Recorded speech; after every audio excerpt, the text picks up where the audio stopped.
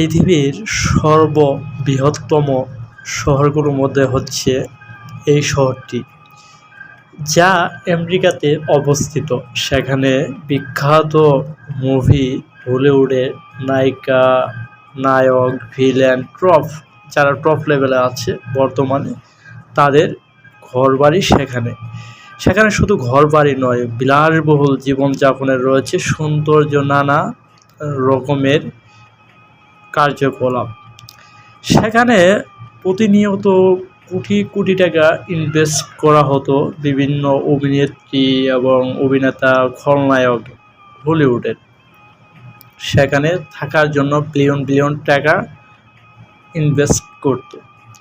কিন্তু দেখেন আল্লাহ সুবহানাহু ওয়া তাআলা কিভাবে তাদের এই স্বর্গরাজ্য ধ্বংস করে দিয়েছে। একদিকে মানুষ না খেয়ে থাকে আর অন্যদিকে তারা ইনভেস্ট করে। যে মানুষগুলো একবেলা খাওয়ার জন্য নানা রকম চিৎকার হাহাকার করতে থাকে, আর তারা কি করে? বিলাসবহুল বাড়ি গাড়ি করার জন্য তারা টাকা ইনভেস্ট করে। এগুলো কি আল্লাহ হিসেব নেবেন না? আল্লাহ হিসেব নেওয়ার জন্য সর্বোচ্চ এবং সর্বোচ্চ হিসাব গ্রহণকারী, তিনি ক্ষুদ্র থেকে ক্ষুদ্রভাবে হিসাব করেন। এই মানুষগুলো অনাহারে রয়েছে, যা হচ্ছে ফিলিস্তিনি। তাদের বুকে আঘাত হানার জন্য এই মার্কিন যুক্তরাষ্ট্র অনেক টাকায় দিয়েছে ইসরায়েলকে।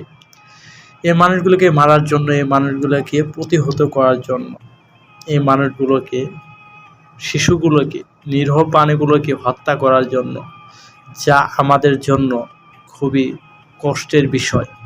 তারা কি একবারও ভেবে দেখেছে যে প্রকৃতি তাদের নিজস্ব ভাষার বদলে আমাদের যে শিক্ষা দেয়, যে শাস্তি দেয়, সেটা খুবই ভয়াবহ।